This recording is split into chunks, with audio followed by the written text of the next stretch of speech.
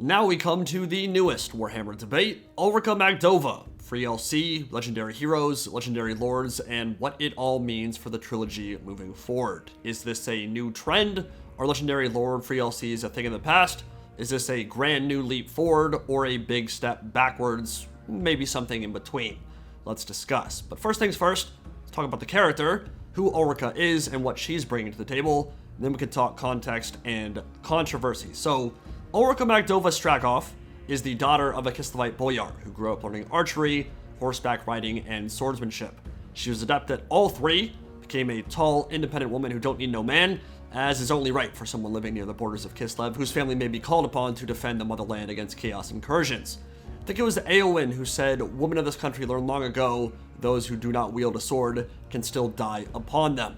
She is famous for having her own set of Black Library novels, and for her close relationship with Felix Jaeger, showing up in the Gotrek and Felix narrative on more than a few occasions, and where her story started getting really interesting was when she was unwillingly turned into a vampire.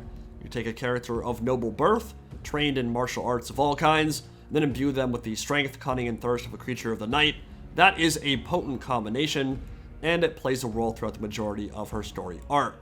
One that is generally quite well received by the Warhammer fandom. She's an interesting and conflicted character, balancing her old life with the Curse of Undeath and everything that entails. In Warhammer 3, she is described as proficient in melee combat, deadly at range, and skilled as a spellcaster. She's the best of both worlds, taking traits from the Vampire Counts and Kislev. She'll be arriving as a free LC legendary hero alongside the Forge of the Chaos Dwarfs, and is available exclusively with your CA account.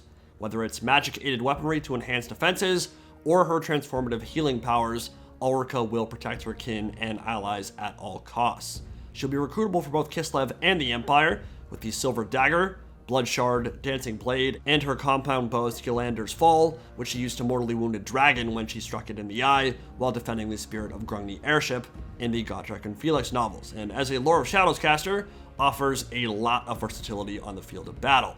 Pit of Shades to delete blobs, sniping to whittle down monsters and characters, and it sounds like some healing abilities as well.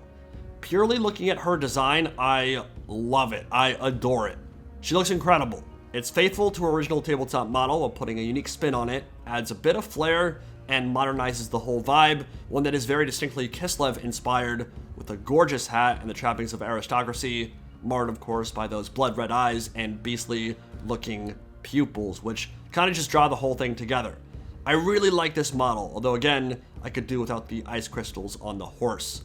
Especially for ULRIKA, don't really feel like they belong there. She's not part of the ice court in any way. Why do you have ice ornaments? Minor point, overall she looks great. No complaints on the visual or the implementation fronts, at least not yet.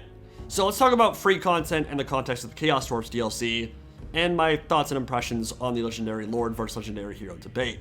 And this is where I urge people to be respectful. There are going to be people for it and against it. It's okay to disagree. It's okay to argue. Just try to keep it civil if you can. I will say right off the bat, legendary heroes are a very welcome addition to this trilogy. They're not new. We've seen them before. I love Gorge, the Castellan of Hellpit. I love Ariel, the Mage Queen. I love Croak Daddy. I love the Green Knight.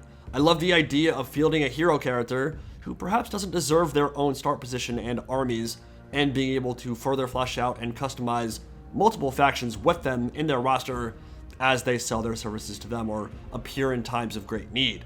There's a certain amount of flexibility that a hero offers that a lord does not, and there are quite a few iconic characters very much deserving of a spot in the limelight who will never be a lord leading armies.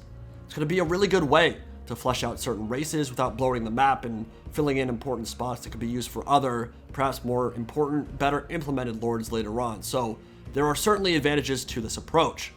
On the flip side, some of my favorite campaigns ever have come with free LC lords. Tic-Tac-Toe was an amazing campaign. I did one for YouTube. I had so much goddamn fun with it, with a playstyle that you would never utilize with any other Lizardman lord. Going full-on aerial dominance with Pterodons and Ripperdactyls and Coatls later on. Emmerich of Calidor and his dragons, Rikarth and the Beastie Boys, Warzag and his savage orcs. There have been numerous DLC releases accompanied by free characters in which I played the free content more than the actual DLC content when it comes to campaign. That is not unique to me. Quite a few other content creators and thousands of you guys have experienced that exact same thing. Free Lords have been a fantastic boon for this trilogy, and their impact has been enormous on the replayability side of Immortal Empires, and it never had to have been a thing in the first place. CA didn't make them out of the goodness of their hearts. This whole business is always a war for public perception, and the bottom line is always the bottom line, but they still didn't need to add free characters like Gorok or Tretch or the Great Green Prophet, and it is very much appreciated that they were. Seriously, I do appreciate it. I have gotten dozens, if not hundreds of hours of content worth out of those free lords. So here's the rub in my initial impression of this move to Ulrika, Gorda's Backstabber, and Legendary Heroes moving forward in place of lords.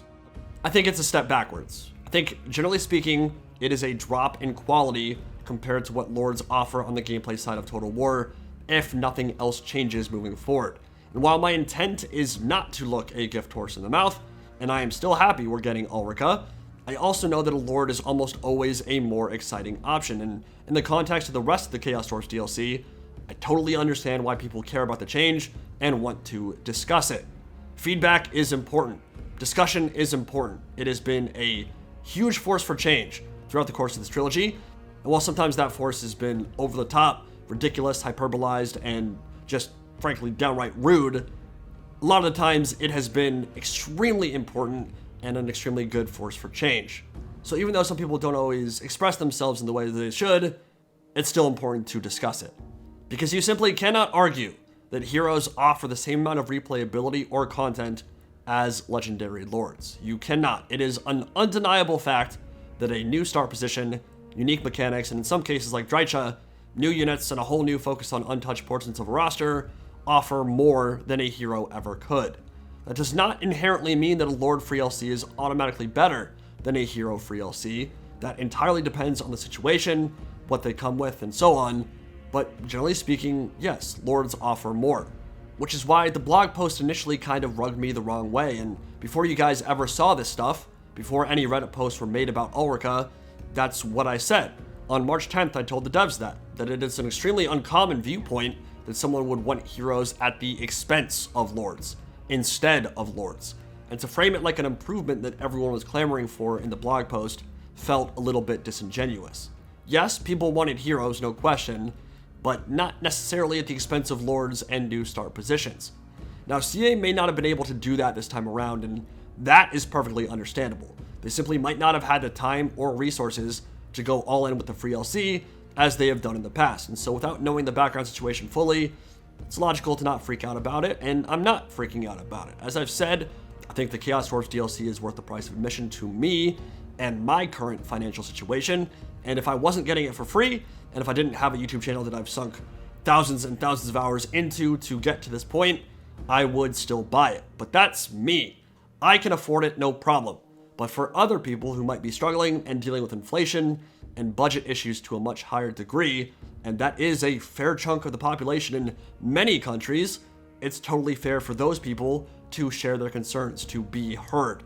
And when you look at the departure from previously established norms with the Vampire Coast and Tomb Kings, with the substantial increase in price for Forge of the Chaos Dwarfs, which was on par with inflation in the US, but absolutely brutal in some other countries, where it's now more than half the price of the entire damn game, with the reduction of playable lords from 4 down to 3, with the long content droughts and consistent delays over the last few years, you'd want them to go big or go home for this update.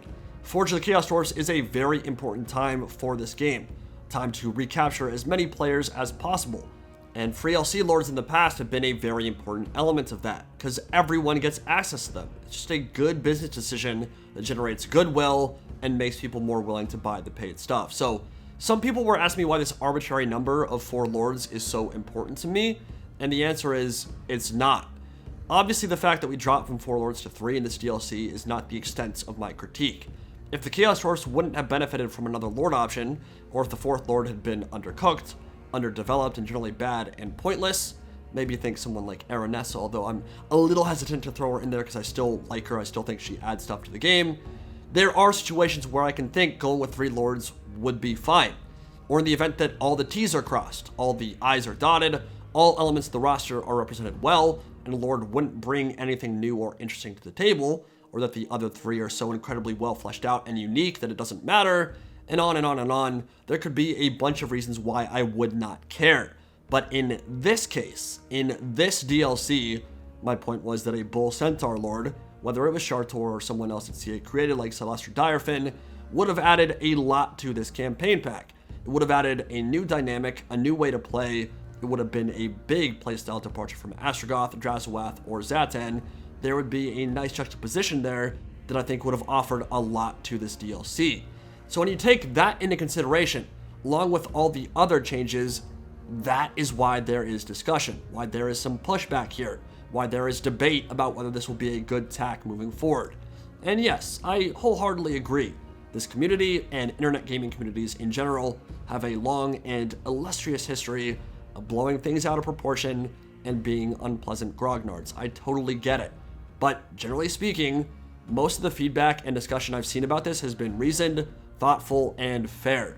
And it is absolutely fair to question the decision to cut back on Lords, to wonder if it's a step back for Immortal Empires, if it's a step back from previous campaign packs, to try and figure out if this DLC will be worth the price increase or not. Because any one of those things by themselves, maybe not such a big deal, maybe could be ignored. But when they all happen at once after a long content drought, it's guaranteed to get people talking. I think I've made myself abundantly clear on this topic, one in which there is plenty of room for nuance and good-natured debate. I'm excited for the free LC, I'm excited for the DLC. I think ULRIKA MAGDOVA will offer plenty to the game and is a worthy addition to it, as is Gordu's Backstabber. But do I think I will get even a fraction of the playtime and content out of them, as I would have gotten from Imrik, for example, who I literally painted the map with in a dozens of hours campaign? Absolutely, positively not. And I think that's probably true for many of you guys as well. So I think it's reasonable to be disappointed by the decision, even if you're otherwise hyped for the coming update and excited to see what the Chaos Dwarfs have to offer. But yeah, those are my thoughts. Let me know yours in the comment section below, and I'll see you all in the next video. Indie Pride, signing out for now. Have a good one, guys.